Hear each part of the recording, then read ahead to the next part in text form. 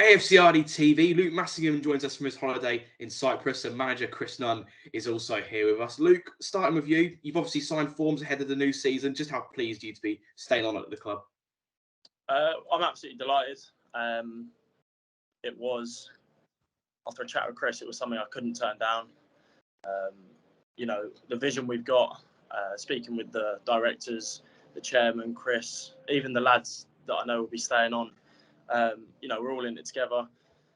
Even though it was a very tough time for the club, the atmosphere around the place was just electric.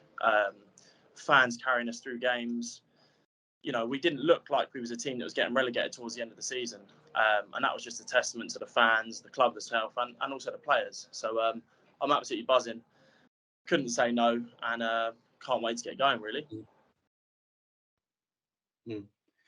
And you're obviously based down south. You do put in a lot of commitment to get up to Northamptonshire. So what was it about the club that encouraged you to sign on for every year?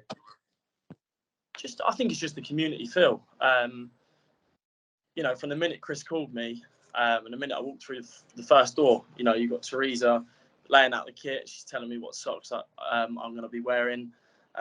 She already knew I wore cut socks, all things like that, like the small little details that you don't get everywhere. And I mean, the fans are just unbelievable. I've never seen an away game when you're already relegated, last game of the season, with the amount of fans we had, the amount of support we had, singing their names. It's just something special. There's something special about this club. And listen, I'm delighted to be back. And Chris, you've been managing Luke for about 7 months now. You also came up against him when you were managing for Kempston at the time, and I think he was at Tame. What have you made of his development as a player? Well, he's just been exceptional. His attitude's bang on. He's everything that we want at the football club to take forward. He has shown a lot of commitment. He rang me the day before the league allocation was put out, saying whatever league we're in next year, I want to be a part of it. And that for me was incredible, really. And it's testament to him and his dad, Paul, who puts in a lot of mileage, who's also a good guy as well. So, they help create what we're looking for at the club, which is I've said about it all along, it's creating the right atmosphere. And Luke plays a massive part in that. And that's why he'll be leading us out next year as captain, which I'm thrilled about. And he deserves it because he's a great lad. And he's a really good player as well. But it's the way he conducts himself. And I think it's a big thing for us. And that's what we want to have going forward. And Luke is obviously the first player to sign forms this summer. He was also your first signing when you took over at Christmas. So, it must give you great confidence, Luke, and belief to have that faith from the manager. I think you play your best football under a manager who believes in you, trusts in you. I think, Chris told me exactly what he wanted from me from the minute I walked through through the door. And, I knew what was expected of me. I knew, we had a clear path of how we wanted to play, what was expected from me on the pitch, off the pitch. And I feel like once you're comfortable and you're happy, you flourish on the pitch. And I feel my performances showed, how well I was treated outside off the pitch. At the end of the day, I was happy in the club, out the club. So that shows on the pitch. Last season was obviously a very tough one for us, but it did get better as it went along. I'm sure you'll remember your debut against St Ives, of course, that 2-1 win. The Bedford game, of course, the 4-0, that also stands out. But just tell us a bit more about some of your favourite moments in a Rushden shirt so far. Well, you just named quite a few of them there. First game of the season coming in, I was the only signing that had actually gone through. And 80th minute, 1-1. And then, the fans erupted when that goal went in. I think it was 88th minute or something like that. Yeah. And when that happened, it kind of hit me. I thought, wow, like this could be something special. Even all the way through to the Bedford game and the Kings Langley game. We was all dead on our feet, playing Thursday against a team that got promoted to then going away to a tough Kings Langley side who gave us a proper match. We was all dead on our feet. I think we had one sub left, and the fans carried us through, and they was a testament to us winning that game. But listen, I've enjoyed every minute, even though we went on a bit of a tough run after I came in as well. You couldn't fault anyone's effort or application. You know, we kept training hard, and at the end of the day, that's what happens sometimes. The results don't go your way, but you have to keep going. You have to keep going like we did. And I, as I said, I've loved every minute. And of course, next season it is step 4 football, but you excelled at that level with Tame last year, so you must be confident that you can reach those levels again with us.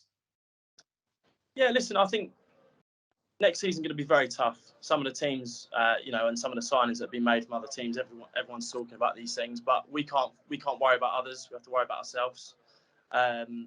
If we take the same effort and attitude that we had towards the back end of the season and put it in step 4, who knows what could happen. And yeah, at the end of the day, I think if we keep the buzz about the place and we get some more fans down at Hayden Road, we could create a little fortress there. And listen, who knows what could happen? Football's a funny game sometimes. And just picking up on what Luke said, Chris, it has been confirmed that we are heading for the Northern Premier League. What are your initial thoughts on the allocation and the challenge that lies ahead? Well, firstly, you can only be in control of the controllables. It's something that we just have to accept. Am I upset about it? No. Am I disappointed? No. I've spoken to Luke about it at length, and to some of the boys. We're in a league that has notoriously been tough, but we are the only step 3 team that's going into it that's been relegated. You've lost Stamford, Halesowen, I think Chase Town as well. I think there's 6 teams coming up from step 5. So, I think it's an exciting league, if I'm being honest. I think it's an exciting league. I think there's some good teams in there, some nice grounds. You get bigger crowds in the Northern or the Midlands League, whatever you want to call it, than the Southern. So for me, let's just bring it on. Let's just create and worry about our own environment and what we're doing. Let's be in control of what we are in control of. And if we do everything that we can do to make it right, we'll make it a good place to play football. Now, whether we win, lose or draw, we want to create the right environment. And if we create that, we'll win more than we lose, that's for sure.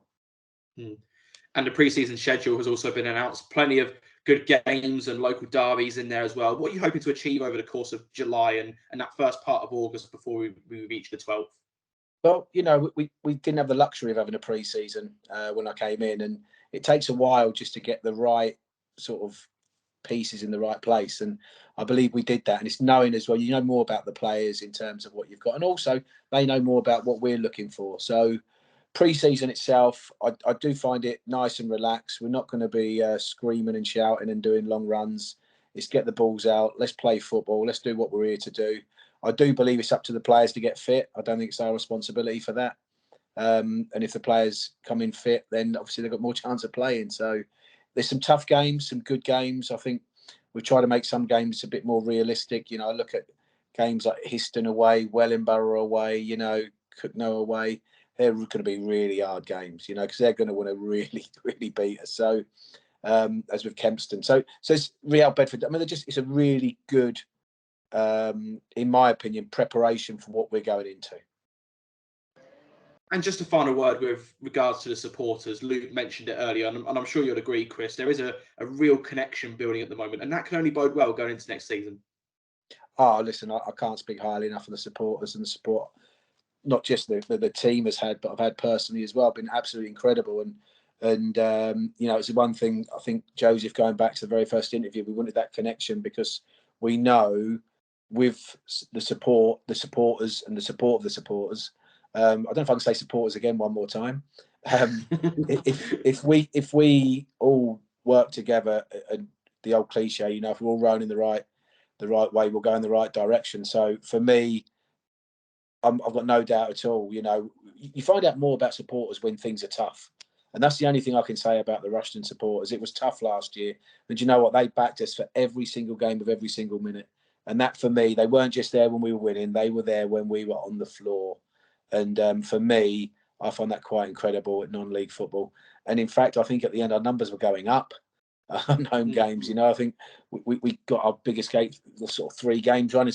So for me, can't speak highly enough of them, and I hope we can give them something more to cheer about, higher up the league. But absolutely outstanding, and yeah, just a pleasure to manage a club with that sort of support.